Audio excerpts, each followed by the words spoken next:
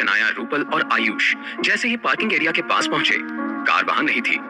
ये देखकर आयुष बहुत खुश हुआ क्योंकि उसे आहान को झूठा साबित करने का मौका मिल गया था। आहान परेशान हो गया था। अस्मिता का ड्राइवर ऐसा नहीं है जो बिना बताए कहीं चला जाए। उसने कूल होते हुए कहा, ड्राइवर आसपास कहीं गया होगा, अभी बस आता ही होगा। तुम अभी भी झूठ बोल रहे हो। साफ साफ नजर आ रहा है कि तुम्हारे पास कोई कार नहीं है, फिर भी तुम प्रिटेंड कर रहे हो। तुम जरूर यहाँ टैक्सी में आए थे, है ना? आयुष ने मजाक उड़ाते हुए कहा। और शनाया को भी शर्म आने लगी। वो जानती थी कि आहान की कोई सस्ती सी कार भी नहीं है मनाली में, फिर उसने ऐसा क्यों कहा था? अगर ये सब आहान का नाटक हुआ तो उनकी बहुत बेइज्जती हो जाएगी। जब सब अपने ख्यालों में खोए हुए थे, तभी वहां एक सफेद रंग की पॉश आकर रुकी और उसमें से एक खूबसूरत लड़की उतरी। उसने ब्रांडेड कपड़े पहने हुए थे। उसने जैसे ही अपने बाल ठीक किए और जैसे ही आसपास देखा, उसकी आंखें हैरानी से खुली रह गई। वो वहां क्या कर रहा था? उस लड़की को इतना हैरान देख आयुष ने कहा, क्या हुआ दीदी, आप मुझे पहचान नहीं रहे क्या? आलिया शर्मा को इस वक्त कुछ नहीं सुनाई दे रहा था। वो बस एकटक आहान को देख रही थी। दीदी, आयुष ने फिर से कहा। आलिया और आयुष जब भी मिलते थे, आलिया बहुत खुश होती थी, पर आज उसे इतना खोया हुआ देखकर आयुष को बहुत अजीब लग रहा था। फाइनली आलिया अपने सेंसेस में आई। पिछली बार जब आलिया आहान से मिली थी, तब उसने उसकी तरफ बिल्कुल ध्यान नहीं दिया था, और इस बार तो उसके साथ दो और भी खूबसूरत लड़कियां थी, इसलिए उसने आहान को ग्रीट नहीं किया। दीदी, आप ड्राइवर के साथ रोल्स रॉयस क्यों नहीं लेकर आई? आपको पॉश लाने की क्या जरूरत थी? आयुष ने घमंड से कहा। वो बस आहान को यह जताना चाहता था कि उसके पास रोल्स रॉयस है। रोल्स रॉयस पापा लेके गए हैं, आलिया ने जवाब दिया और फिर आहान की तरफ देखते हुए पूछा, आयुष, ये लोग कौन हैं? क्या ये तुम्हारे दोस्त हैं? दीदी, क्या आपको लगता है ये मेरे दोस्त ऐसे होंगे?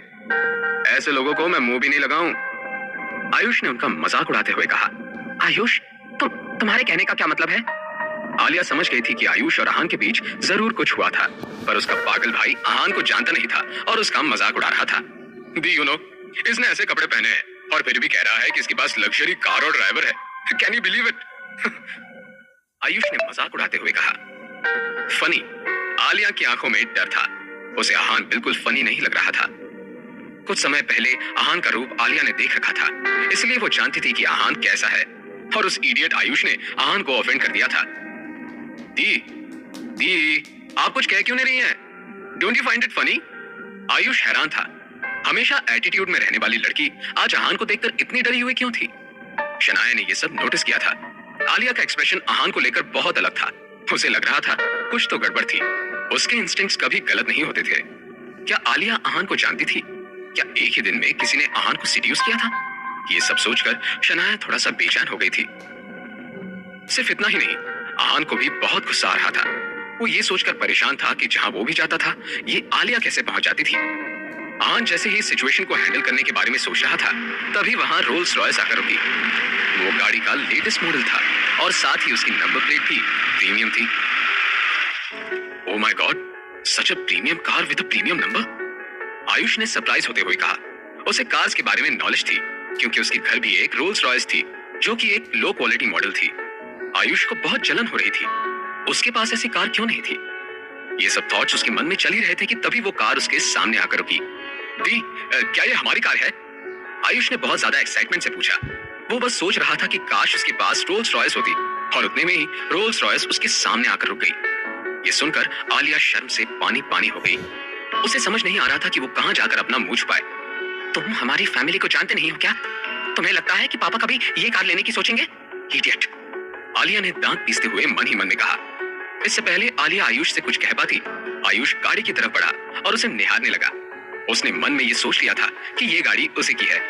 तभी कार का दरवाजा खुला और उसमें से एक अधेड़ उम्र का आदमी उतर वो भागते हुए आहान के सामने खड़ा हो गया।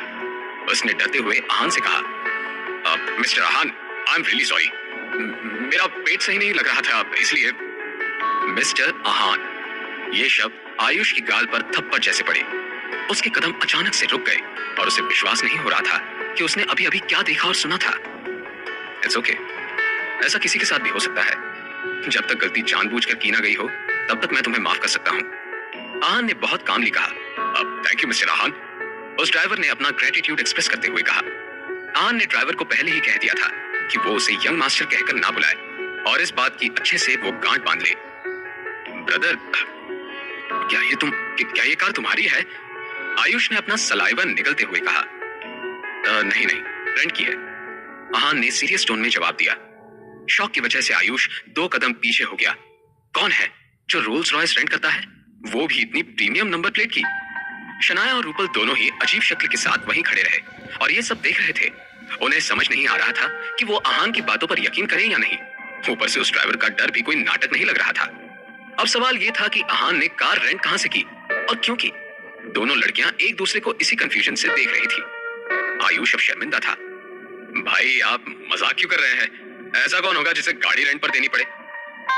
आयुष ने कहा। पैसों की कमी तो मुझे ही है, तुम तो देख ही सकते हो ना, मेरे कपड़े ऐसे हैं।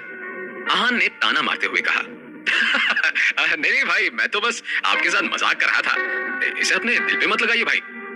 आयुष ने नर्वसली कहा। ओह, तो आप मजाक कर रहे थे? आहान को उससे बात करने में कोई दिलचस्पी नहीं थी। वो शनाया और रूपल की तरफ मुड़ा और बोला, चले? हाँ हाँ हाँ। दोनों ने हामी में अपनी गर्दन हिला दी। फिर तीनों गाड़ी में बैठे और गाड़ी स्पीड से वहां से निकल गई। उनके जाते ही आलिया ने आयुष की तरफ गुस्से से देखा और अपने दांत पीसते हुए कहा, You idiot! अब आलिया चाहकर भी आहान के साथ दोस्ती नहीं कर सकती थी। पहले उसकी गलती की वजह से वो अपना इंप्रेशन खराब कर चुकी थी और बाकी की कसर उसके भाई ने पूरी कर दी थी। दी, आप मुझे क्यों डांट रही है? वो सिर्फ अमीर ही तो है, ऐसा तो नहीं है कि हम यहाँ कार नहीं ले सकते। आयुष ने नाराज होते हुए कहा। वो गाड़ी अफोर्ड तो कर सकते थे, पर उनके पापा कार पर कभी इतना खर्चा नहीं करते थे। अच्छा, इतना कितना पैसा है? स्टूपिड आयुष, तुम्हें पता है कि 2 दिन में उस आदमी ने मनाली में क्या क्या कर दिया है? आलिया ने गुस्से में कहा। ऐसा भी क्या कर दिया उसने दी? आयुष ने इरिटेट होते हुए पूछा। उसने रजत चौधरी और अभिषेक चोपड़ा का एक एक हाथ तोड़ दिया था वशिष्ठ हाउस में। Do you understand what that means? Alia ने उसे समझाते हुए कहा। व्हाट? आयुष जानता था कि दोनों ही हाई प्रोफाइल लोग थे, इसलिए उसे बहुत तेज झटका लगा था। सिर्फ इतना ही नहीं, चौधरी फैमिली और चोपड़ा फैमिली उससे बदला भी लेना चाहती थी। दोनों फैमिलीज उसके सामने कुछ भी नहीं है। आलिया ने आह भरते हुए कहा। आयुष का चेहरा डर के मारे पीला पड़ गया था। उसका कैसा बैकग्राउंड होगा? क्या वो आयुष के साथ भी ऐसा कुछ करेगा? दीप, क्या वो मेरे साथ भी ऐसा कुछ कर सकता है? वो मुझे मारेगा तो नहीं ना? आयुष ने डरते हुए पूछा। अब डर लग रहा है? ये सब करने से पहले क्यों नहीं सोचा? आलिया ने गुस्से में कहा। फिर उसने एक लंबी सांस ली और कहा, आई डोंट थिंक सो वैसा कुछ करेगा। वो तुम्हें माफ कर देगा। इतनी छोटी बातों पे वो ज्यादा ध्यान नहीं देता है। आप तो उसे जानती है। अगर ऐसा कुछ हुआ तो मुझे बचा लेना प्लीज दीदी, प्लीज। आयुष ने प्लीड करते हुए कहा। शट अप आयुष, मैं उसे इतना भी नहीं जानती हूँ। तुम ना घर चलो, देखते हैं डैड तुमसे कैसे डील करते हैं, आलिया ने कहा। आलिया ने डिसाइड किया कि वो अपने पापा को सब बताएगी ताकि वो वर्स्ट के लिए प्रिपेयर्ड रहे। उधर शनाया के मन में बहुत सारे सवाल थे। वो लगातार आहान को देख रही थी। आखिरकार उसने पूछ ही लिया, आहान, ये कार किसकी है? आहान कुछ दिन पहले भी ऐसी कार लेकर शनाया को पिक करने उसके ऑफिस आया था। ये कार आहान कहना चाहता था कि ये कार उसकी क्लासमेट की है, पर उतने में ही शनाया ने उसे काटते हुए कहा, ये मत कहना कि ये तुम्हारी क्लासमेट की कार है। मैं तुम्हारे क्लासमेट्स को जानती हूँ। Tell me the truth. Aahan का गला जैसे बिल्कुल सूख गया था। अब उसके पास कोई जवाब नहीं था। वो कब तक क्लासमेट्स का बहाना यूज करता रहता? शनाया और रूपल दोनों ही उसे क्यूरियसली देख रहे थे। रूपल सोच रही थी कि ये मामूली इंसान नहीं है, कोई तो बहुत बड़ी बात है। इसके लिए सबसे डील करना इतना आसान कैसे है? भले ही वो रॉकी हो या चौधरी फैमिली, ऐसा नहीं था, लेकिन कमजोर नहीं था। आहान बहुत ही ज्यादा पावरफुल था। आहान की कंफ्यूजन देखकर शनाया समझ गई थी कि वो आगे की बात शेयर करने में अनकंफर्टेबल हो रहा था और शायद शनाया भी अभी भी सच नहीं जानना चाहती थी। शनाया के लिए सिर्फ ये इंपॉर्टेंट था कि आहान उसके साथ था और उससे प्यार करती थी वो। लेट इट बी आहान, तुम जब कंफर्टेबल हो तब मुझे बता सकते हो। आई ट्रस्ट यू, और मेरे लिए वैसे भी ये इंपॉर्टेंट है कि तुम मेरे साथ हो। शनाया ने प्यार से कहा। शनाया, आई प्रॉमिस मैं तुम्हें टाइम आने पर सब कुछ बताऊंगा, आहान ने कहा। इतना सुनकर शनाया ने प्यार से अपना हाथ आहान के हाथ पर रख दिया। ये सब देखकर रूपल बहुत खुश थी। जब शनाया की शादी आहान से फिक्स हुई थी तब उसे वो बिल्कुल पसंद नहीं करती थी, पर अब वो जान गई थी कि आहान कोई मामूली आदमी नहीं था। वो शनाया से प्यार करता था और साथ ही अपने सच को भी छुपा रहा था। उसके बाद वो तीनों एक रेस्टोरेंट में पहुंचे। लंच करने के बाद शनाया ने कहा, चलो शॉपिंग करने चलते हैं। आहान शनाया की बात को मना नहीं कर पाया। 3 साल में मुश्किल से उन्होंने 7 से 8 बार शॉपिंग की होगी। तुम लोग चले जाओ, मैं तुम्हारे बीच में कबाब में हड्डी नहीं बनना चाहती। मुझे तो मेरी ब्यूटी स्लीप चाहिए। रूपल चाहती थी कि शनाया और आहान अकेले वक्त बिताए। ओके, शनाया ने विंक करते हुए कहा। फिर शनाया और आहान वहां से चले गए। शनाया ने प्यार से आहान के गले में हाथ डाल दिया। दोनों फिर एक शॉपिंग सेंटर पहुंचे जहां हर तरह के ब्रांड्स अवेलेबल थे। वो जैसे ही वहां पहुंचे वो एक औरत से टकराए। वो बहुत हाई फाई थी। टकराते ही उस औरत ने उन्हें गाली दी और चिढ़ते हुए वहां से चली गई। उसे इग्नोर करते दोनों एक प्राडा के स्टोर में घुसे। वहां एक स्टाफ शनाया और आहान को देखकर समझ गया था कि ये यहाँ से कुछ नहीं ले पाएंगे। तभी शनाया की नजर एक पर्स पर पड़ी और उसे वो बहुत पसंद आ गया। और इसी वक्त वो औरत जिनसे ये दोनों टकराए थे वहां आई और उसी पर्स को निहारने लगी। दोनों में पर्स लेने के लिए आई कांटेक्ट हुआ और दोनों एक दूसरे को गुस्से से देखने लगे। अब आगे क्या होगा, ये पर्स कौन खरीदेगा, जानने के लिए सुनते रहिए सीक्रेट अमीरजादा था। उसकी उम्र करीब 30 साल होगी और उसने अपने चेहरे पर मेकअप की एक बहुत मोटी लेयर लगाई हुई थी। जैसे ही उसने स्टोर में एंटर किया, दिव्या मुस्कुराने लगी और तुरंत उसके पास चली गई। उसने तुरंत भांप लिया था कि ये औरत यहाँ से जरूर कुछ खरीदेगी। Hello madam, how may I help you? उसने बहुत एनर्जेटिकली कहा। क्या आपके पास फ्रांस के आई लेटेस्ट बैग्स हैं? उस औरत ने पूछा। ये सुनकर दिव्या और भी खुश हो गई। उसे अंदाजा हो गया था कि ये औरत ऐसे लग्जरी सामान खरीदती रहती है। उन्हें इन सब का अच्छा नॉलेज है। यस, हमारे स्टोर पर फ्रांस से लेटेस्ट कलेक्शन परसों ही आया है। ये सब लिमिटेड प्रोडक्ट्स हैं। आप आइए मेरे साथ। इतना कहकर दिव्या उस लेडी को लिमिटेड एडिशन सेक्शन में लेकर गई। वहां शनाया पहले से एक चमकीले लाल रंग के पर्स को देख रही थी। जब दोनों का आई कांटेक्ट हुआ तब दोनों का मुंह बन गया। ये लेडी वही थी जिनसे आहान और शनाया पहले टकराए थे। जब उस लेडी ने शनाया को ढंग से ऊपर से नीचे देखा तब उसके मन में जलन हुई। शनाया बहुत ज्यादा सुंदर थी, उसमें कोई भी कमी निकालना पॉसिबल नहीं था। मैडम, आप प्लीज साइड हो जाइए, आप हमारा रास्ता ब्लॉक कर रही हैं। दिव्या ने देख लिया था कि वो लेडी बहुत अनकंफर्टेबल और जेलस हो रही थी। दिव्या अच्छे से जानती थी कि अगर उसने इस लेडी को इम्प्रेस कर दिया तो फिर उसे अच्छा बोनस मिल सकता है। इस बात पर शनाया का मुंह बन गया। वो उनके रास्ते में नहीं थी, वो तो बस पर्स देख रही थी। मैडम प्लीज हमारे रास्ते से हट जाइए, दिव्या ने और भी ज्यादा बेताब होते हुए कहा। उसे ऐसे लोग बिल्कुल पसंद नहीं थे जो सिर्फ सामान को देखते थे और खरीदते नहीं थे। मैं बैग देख रही हूँ। हालांकि शनाया को बहुत गुस्सा आ रहा था, फिर भी उसने धैर्य से ये बात कही। कौन सा बैग? ये बैग जो आप अफोर्ड नहीं कर सकती, दिव्या ने ताना मारते हुए कहा। हालांकि शनाया के कपड़े ब्रांडेड थे और वो दिखने में भी हाई प्रोफाइल थी, पर फिर भी दिव्या को लगा कि वो ये बैग अफोर्ड नहीं कर पाएगी। एक्सक्यूज मी, आप कहना क्या चाहती हैं? शनाया के चेहरे के एक्सप्रेशन बिल्कुल बदल से गए थे। उसमें अच्छा पेशेंस था और वो अपना मजाक उड़ते हुए नहीं देख सकती थी। आप अच्छे से जानती हैं कि मैं क्या कहना चाहती हूँ, दिव्या ने अपने हाथ फोल्ड करते हुए कहा। कैसे खरीदेंगी आप ये पर्स? इस पर्स का प्राइस 60,000 है और आपका मिडिल क्लास बॉयफ्रेंड खर्चे से डर कर पहले ही भाग चुका है। आप दोनों के सपने तो बड़े हैं, पर जेब नहीं है तो बेहतर यही होगा कि आप यहाँ से चली जाएं, दिव्या ने कहा। आहान को वहां न देखकर शनाया को बहुत अजीब लगा। आहान बिल्कुल ऐसा लड़का नहीं था जो वहां से भाग जाए। वो जरूर किसी काम से बाहर गया होगा। दिव्या सिर्फ इस बात का बतंगड़ बना रही थी। अच्छा, तुम्हें कैसे पता कि मैं ये बैग अफोर्ड नहीं कर सकती? शनाया ने कॉन्फिडेंस के साथ सवाल किया। शनाया जानती थी कि वो बैग बहुत महंगा था, लेकिन वो दिव्या को समझाना चाहती थी कि वो अपने कस्टमर्स का मजाक नहीं उड़ा सकती। अगर तुम ये बैग अफोर्ड कर सकती हो तो मैं जो तुम कहोगी वैसा करूंगी। दिव्या को भी पूरा भरोसा था कि ये बैग वो अफोर्ड नहीं कर पाएगी। अच्छा, अगर ऐसा है तो ये लो मेरा कार्ड और स्वाइप कर लो इसे, शनाया ने अपने बैंक कार्ड देते हुए कहा। जब विकी ने शनाया से माफी मांगकर पैसे ट्रांसफर किए थे, उस अकाउंट में तब से कुछ पैसे अभी भी थे। उतने अमाउंट का वो ये बैग खरीद सकती थी। तुम्हारे इस कार्ड में पैसे भी हैं? अपने आप को स्मार्ट प्रूफ करने के चक्कर में कहीं तुम्हारी इंसल्ट ना हो जाए। दिव्या अब अपना आपा खो चुकी थी। वो सिर्फ शनाया को नीचा दिखाना चाहती थी और उस लेडी को इम्प्रेस करना चाहती थी। इसमें पैसे हैं या नहीं ये तुम्हें स्वाइप करने के बाद ही पता चलेगा। शनाया अब भी थोड़ा पेशेंस से बात कर रही थी। उसका पारा इतनी आसानी से नहीं चढ़ता था। शनाया की इस बात से दिव्या सोच में पड़ गई। वो किसी भी तरह का कोई अंदाजा नहीं लगाना चाहती थी।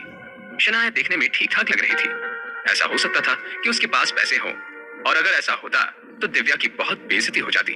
तभी उस लेडी ने कहा, मुझे ये बैग चाहिए, तुम इसे मेरे लिए पैक कर दो। ये सुनते ही दिव्या के चेहरे पर चमक आ गई। दिव्या जानती थी कि वो लेडी शनाया और उसकी आर्गुमेंट से खुश थी और अब उसे रिवॉर्ड देना चाहती थी। यस मैडम, अभी करती हूँ। ये सब देखकर शनाया शॉक थी। ये पर्स पहले मैंने देखा था। ओह, तो तुमने देखा था, तो ये क्या तुम्हारा हो गया? उस लेडी ने पूछा। फर्स्ट कम फर्स्ट सर्व के बारे में सुना है कभी? और शनाया को भी गुस्सा आ रहा था। वो लेडी बहुत एरोगेंट थी। ये बात पहले से शनाया जानती थी। मुझे पहले आने से कोई मतलब नहीं है, मुझे बस ये पर्स लेने से मतलब है, उस लेडी ने कहा। शनाया किसी भी बहस में नहीं पड़ना चाहती थी। ऊपर से वहां आहान भी नहीं था, इसलिए उसने वहां से जाना ही बेटर समझा। अपने चाय का कप लेकर शनाया जैसे ही वहां से जाने लगी, वो लेडी शनाया से जानबूझकर टकरा गई और सारी चाय उस लेडी पर, शनाया पर और जमीन पर गिर गई। शनाया ने कुछ नहीं बोला, पर वो लेडी जोर से चिल्लाई और शनाया को कसकर थप्पड़ मारा। चलना नहीं आता क्या? और शनाया के गुस्से का कोई ठिकाना नहीं रहा था। धक्का उस लेडी ने मारा था और वहीं उसे चलने के ढंग बता रही थी। शनाया ने जैसे ही उसे थप्पड़ मारने के लिए हाथ उठाया, उस लेडी ने जोर से शनाया के पेट पर लात मारी और शनाया एक प्लेटफॉर्म से टकरा कर गिर गई। शनाया के सिर से खून बहने लगा था और वो बेहोश हो गई थी। मुझे मारने चली थी, उस लेडी ने बहुत एटीट्यूड के साथ कहा। दिव्या शनाया को इग्नोर करते हुए तुरंत उस लेडी के पास गई। मैडम, आप ठीक तो है ना? हाँ, मैं बिल्कुल ठीक हूँ, पर मैं चाहती हूँ तुम इस लड़की को 3-4 थप्पड़ और मारो। तुम इसे जितना जोर से थप्पड़ मारोगी, मैं तुम्हें उतने ज्यादा पैसे दूंगी। वो लेडी शनाया की खूबसूरती से चलती थी, इसलिए वो चाहती थी कि उसका चेहरा बिगड़ जाए। दिव्या उस लेडी की बात सुनकर खुश हो गई थी। उसने कभी भी नहीं सोचा था कि उसे किसी को थप्पड़ मारने के लिए पैसे मिलेंगे। कितने थप्पड़ मारने हैं? कितने भी, जब तक चाहो तब तक, उस लेडी ने स्मर्क करते हुए कहा। ठीक है। दिव्या जानती थी कि कस्टमर भगवान होता है, पर इतने पैसे मिलना बहुत बड़ी बात थी और उसके लिए पैसे से बड़ा कुछ नहीं था। इसलिए उसने आव देखा ना ताव कसकर शनाया के गाल पर थप्पड़ मारा। थप्पड़ इतना तेज था कि उसके गाल पर दिव्या का हाथ छप गया। दिव्या की आंखों में चमक आ गई थी। उस थप्पड़ से उसने हजारों कमा लिए थे। इसी खुशी से उसने शनाया को एक थप्पड़ और मारा। तभी आहान कॉल खत्म करके स्टोर में घुसा। उसने वहां जो देखा, उसकी आंखें गुस्से से लाल हो गई थी। शनाया वहां बेहोश पड़ी थी और उसके सर से खून बह रहा था और वहीं उसके सामने दिव्या उसे थप्पड़ मारने के लिए तैयार थी। आहान का चेहरा गुस्से से लाल हो गया था। उसने इतना गुस्सा शायद पहले कभी नहीं किया था। उसे शनाया की हालत बिल्कुल बर्दाश्त नहीं हो रही थी।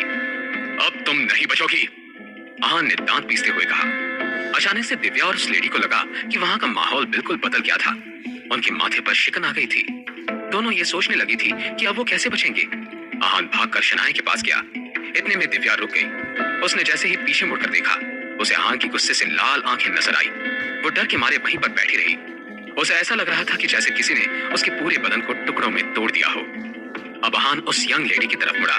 हालांकि उसने उस लेडी को शनाया पर हाथ उठाते हुए नहीं देखा था, पर वो समझ गया था कि ये सब उसी की वजह से हुआ था। उसकी आंखों में गुस्सा भरा हुआ था। अपनी मुट्ठी भींचते हुए आहान उस लेडी की तरफ जा रहा था। जैसे जैसे आहान आगे बढ़ रहा था, वो लेडी अपने कदम पीछे ले रही थी। क्या क्या कर रहे हो तुम? तुम ऐसे किसी पे हाथ नहीं उठा सकते, कि ये कानून के खिलाफ है। वो लेडी आहान से अकेले नहीं लड़ सकती थी, इसलिए कानून की धमकी दे रही थी।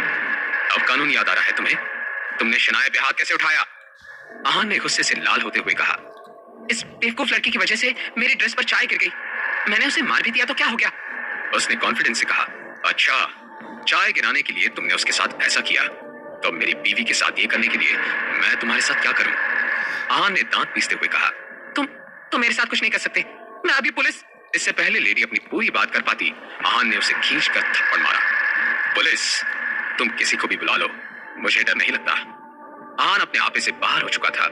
पुलिस की धमकी उसे रोक नहीं सकती थी। गुस्से में आहान स्टोर में तोड़फोड़ करने लगा। उसने वहां रखे पर्स, जूते, कपड़े सब कुछ गिरा दिए थे। आहान भले ही बहुत गुस्से में था, पर वो अपनी मर्यादा जानता था और वो कभी भी एक औरत पे हाथ नहीं उठाता था।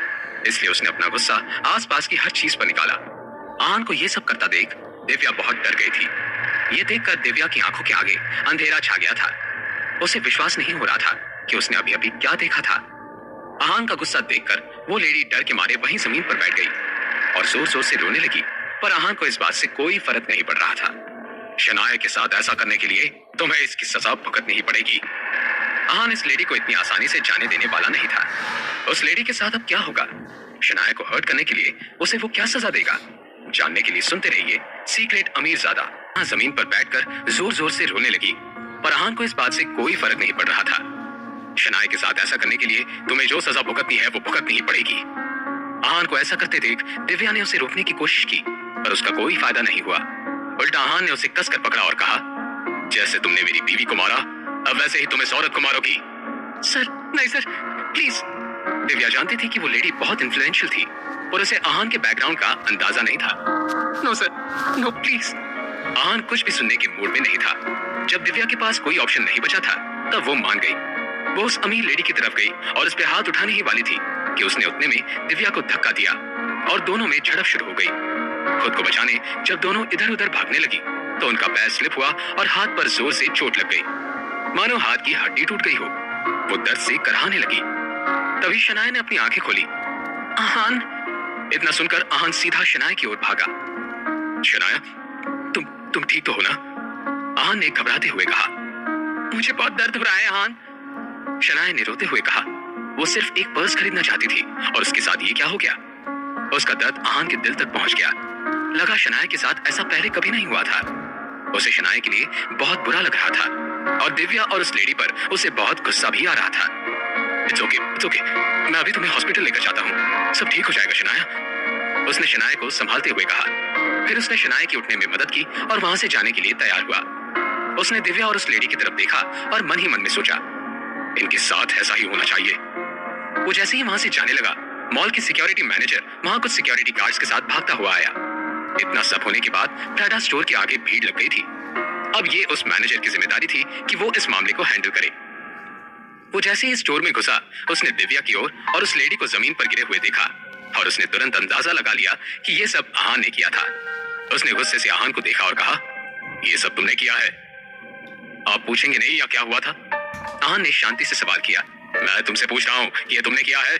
सिर्फ हाँ में जवाब दो। अब उस मैनेजर की आवाज और तेज थी। हाँ, ये सब इसी ने किया है, उसे पकड़ो और मार दो, उस लेडी ने चिल्लाते हुए कहा। इस बार आहान का चेहरा बिल्कुल एक्सप्रेशनलेस था। उसने उस मैनेजर को समझाते हुए कहा, मैं तुम्हें एक मौका देता हूँ सारी सिचुएशन को अच्छे से समझने के लिए। कोई जरूरत नहीं, मैं तुमसे सच उगलवा लूंगा। उस मैनेजर को किसी न किसी तरह से ये सोचना ही था कि सारा इल्जाम वो आहान पर कैसे डालेगा। कुछ सिक्योरिटी गार्ड्स आहान की तरफ जैसे ही भागे, आहान ने अपनी मार्शल आर्ट स्किल्स की वजह से कुछ सेकंड्स में ही उन्हें जमीन पर गिरा दिया था। ये देखकर मैनेजर का चेहरा बिल्कुल पीला पड़ गया था। उसके माथे पर पसीना आ गया था और वो सोच रहा था कि ये कौन है जिसने इतने सिक्योरिटी गार्ड्स को कुछ ही सेकंड्स में हरा दिया था। अब भी मुझसे सच उगलवाना है? आहान ने पूछा। ये बात सुनकर मैनेजर कोई जवाब नहीं दे पाया। You stupid person, तुम्हारे एक आदमी को पकड़ नहीं पाए और खुद ही जमीन पर लाशों की तरह पड़े हैं, उस लेडी ने मैनेजर का मजाक उड़ाते हुए बोला। शराब, मैनेजर ने चिल्लाकर कहा। वो सोच भी नहीं सकता था कि आहान इसके आगे और क्या कर सकता था। उसे ऐसा लग रहा था कि भले ही कोई भी आ जाए, आहान उनको धूल चटा देगा। तुम्हारी इतनी हिम्मत कि तुमने मुझे शट अप बोला? वो लेडी गुस्से से तिलमिला उठी। अभी बताती हूँ तुम्हें, अब तुम में से कोई नहीं बचेगा। इतना कहकर उसने अपने पति को फोन लगाया। राकेश, ये मॉल में मुझे कुछ लोग मारना चाहते हैं, तुम जल्दी आ जाओ और हाँ, अपने साथ बहुत सारे लोगों को लेकर आना। ये आदमी मार्शल आर्ट में बहुत अच्छा है। आहान ने उस लेडी को ऐसा करने से नहीं रोका। वो देखना चाहता था कि इस लेडी की पहुंच कहां तक है। वहीं उस मैनेजर की आंखों में डर साफ झलक रहा था। न आहान उसे इतना मामूली लग रहा था और न ही वो लेडी। वो समझ गया था कि वो अब बुरी तरह फंस चुका है, पर उसने हार नहीं मानी और दोनों पार्टी को समझाने की कोशिश की। सर, मैम, आप दोनों सुलह क्यों नहीं कर लेते? मैनेजर ने उदास मन से कहा। सुलह? तुम्हारा दिमाग खराब हो गया है क्या? मेरे पति को आने दो, तुमसे तो मैं अपने पैर पकड़वा कर माफी मंगवाऊंगी, और रही बात इस आदमी की, तो इसकी तो वो जान ले लेंगे। वो लेडी चिल्ला चिल्ला कर बोल रही थी। उस लेडी का हाथ भले ही टूटा था, पर उसका एटीट्यूड अब भी 7वें आसमान पे था। तभी आहान ने अपना फोन निकाला और अस्मिता को कॉल किया। जल्दी यहाँ पहुंचो। फोन पर उसने सिर्फ ये 3 शब्द कहे। वो अस्मिता को यहाँ पहले भी बुला सकता था, पर उसे लगा था कि शायद ये मामला इतना आगे नहीं जाएगा। पर अब क्योंकि मामला इतना आगे बढ़ गया था, तो इसके बाद की कॉन्सिक्वेंसेस के लिए आहान को अस्मिता की जरूरत थी। वहीं दूसरी तरफ अस्मिता ये सुनकर घबरा गई थी। उसके माथे पर शायद पहली बार शिकन आई थी। इतने सारे लोगों से आहान ने हैंडल किया था, पर आज उसकी आवाज बहुत अलग थी। ऐसा क्या हुआ होगा? बिना ज्यादा सोचे अस्मिता ने कुछ कंपनी एग्जीक्यूटिव को कॉल किया और उन्हें आहान के बारे में कॉल पे बताया। सब मॉल की तरफ रवाना हुए। उधर मॉल का प्राडा स्टोर लोगों से घिरा हुआ था। सबको तमाशा देखना था। सब एक दूसरे को धक्का दे रहे थे। तभी वहां कुछ लोग हाथ में चाकू और बंदूक लेकर घुसे। उन्हीं को लीड कर रहा था एक मिडिल एज्ड आदमी। उस आदमी को देखकर वो लेडी खुश हो गई। राकेश, तुम आ गए। अगर तुम यहाँ नहीं आते तो ये मुझे मार देता। सोनिया डार्लिंग, ये तुम्हारे साथ किसने किया? उस लेडी का नाम सोनिया था। उसके पति राकेश ने उससे ये सवाल किया। इसने मेरा हाथ तोड़ दिया और ये मैनेजर मुझे शट अप बोल रहा था। सोनिया ने आहान और मैनेजर की तरफ इशारा करते हुए राकेश को बताया। राकेश का चेहरा गुस्से से लाल हो गया था। उसने पहले आहान की तरफ देखा और फिर उस मैनेजर की तरफ। पहले वो इस मैनेजर से निपटना चाहता था। तुम मेरी पत्नी पर चिल्लाए क्यों? राकेश ने उसे घूरते हुए सवाल किया। इस वक्त वो मैनेजर बहुत ज्यादा डरा हुआ था। उसका पूरा शरीर कांप रहा था। कांपती हुई आवाज में वो बोला, सर सर सर वो I am sorry sir. Manager ने अपनी बात पूरी भी नहीं की थी कि उससे राकेश ने अपने चाकू से उस मैनेजर के चेहरे पर एक निशान कर दिया। मैनेजर का चेहरा खून से लाल हो गया। मुझे कुछ नहीं सुनना, बस इतना जानना चाहता हूं कि मेरी पत्नी को तुमने क्यों डांटा? राकेश ने गरजते हुए कहा। इस बार मैनेजर ने राकेश के पैर पकड़ लिए। Sir sir sir please please मुझे माफ कर दीजिए सर, मैंने कुछ भी जानबूझकर नहीं किया, मुझे छोड़ दीजिए सर प्लीज। राकेश ने एक डेविल स्माइल दी और उसे लात मारकर जमीन पर गिरा दिया। हमेशा याद रखना, मेरा नाम राकेश मित्तल है, कभी भी भूलना मत। इतना कहते ही उसने अपने चाकू से उस मैनेजर का हाथ काट दिया। चारों तरफ खून ही खून था। मैनेजर को इतना दर्द हो रहा था कि वो अपनी आंखों को भी नहीं खोल पा रहा था। दर्द की वजह से वो वहीं बेहोश हो गया। राकेश मित्तल?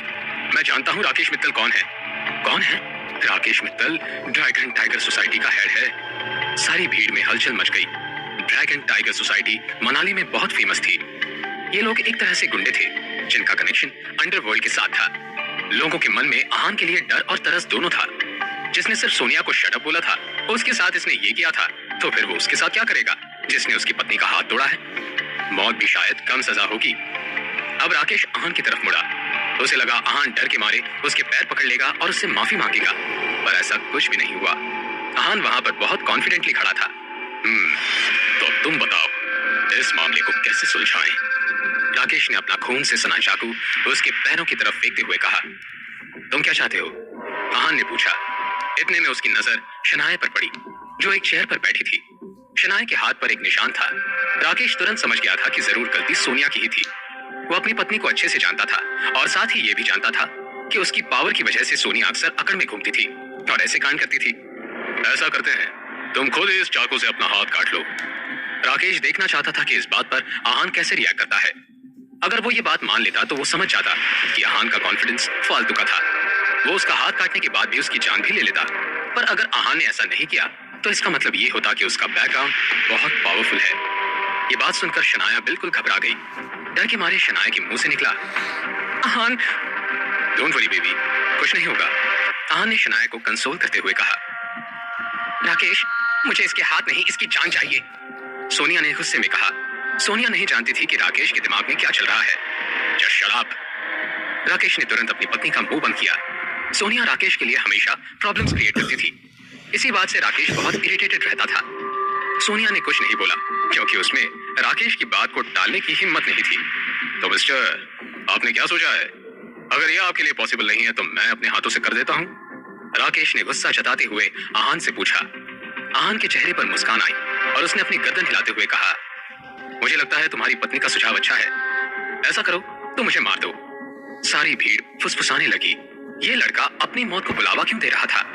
राकेश तो उसका हाथ काट कर छोड़ रहा था, फिर इसने अपनी मौत की बात क्यों की? तुम मेरे साथ मजाक कर रहे हो? राकेश को विश्वास नहीं हो रहा था कि कोई उसके सामने ये बात बोल सकता था। आहान राकेश को उकसा नहीं रहा था, बल्कि कॉन्फिडेंस के साथ उससे बात कर रहा था। मजाक? तुम हो कौन? तुम्हें लगता है तुम्हारी इतनी औकात भी है कि मैं तुम्हारे साथ मजाक करूं? आहान ने उसे ताना मारा। ये सुनकर पूरे स्टोर में हलचल पड़ गई। आहान ने पहले मार देने की बात कही और उसके बाद राकेश को चुप कर दिया था, और अब मजाक वाली बात तो उसके मुंह पर करारा थप्पड़ थी। अब राकेश सोचने लगा कि भले ही आहान कितना भी पावरफुल हो, वो हार नहीं मान सकता, क्योंकि अब बात ड्रैगन टाइगर सोसाइटी की भी थी। अगर वो ऐसे ही किसी से हार जाता तो उनकी सोसाइटी की कोई इज्जत नहीं रह जाती, और उसके साथ ही उसके पार्टनर और सीनियर उसे ताना सुनाते वो अलग। ठीक है, मैं तुम्हें मारने का इतना शौक नहीं रखता, और अगर तुम्हें मरने का शौक है तो फिर मरो, बाद में कोई मुझे ब्लेम मत करना। जैसे ये कहकर राकेश ने अपने आदमी को उसे मारने का इशारा किया तो भीड़ रेस्टलेस हो गई। अस्मिता कपूर एक ग्रुप को लीड करते हुए स्टोर की तरफ आ रही थी। उनके पीछे सूट में बहुत सारे मेंबर्स थे। ये सभी ड्रैगन टाइगर सोसाइटी के मेंबर्स और हेड थे। लोगों में फिर बातचीत शुरू हो गई। अस्मिता कपूर और ड्रैगन टाइगर सोसाइटी के हेड सुनील को सब जानते थे। ये तो एमडी रियल एस्टेट के लोग हैं। ये लोग यहाँ क्या कर रहे हैं? अब ये लड़का बिल्कुल नहीं बचेगा। सब लोग अब आहान को सिंपैथी की नजरों से देखने लगे थे। उन्हें आहान पर तरस आ रहा था। ड्रैगन टाइगर सोसाइटी अंडरवर्ल्ड से कनेक्टेड थी और एमडी रियल एस्टेट की अपनी पावर थी। सुनील और मेरे साथी यहाँ पर कैसे? उन्हें देखकर राकेश हैरान था।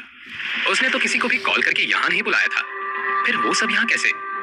ड्रैगन टाइगर सोसाइटी के हेड सुनील को इस बात के बवाल के बारे में कैसे पता चला? क्या होगा जब सुनील और राकेश आमने सामने होंगे? क्या वाहन बच पाएगा? जानने के लिए सुनते रहिए सीक्रेट अमीरजादा।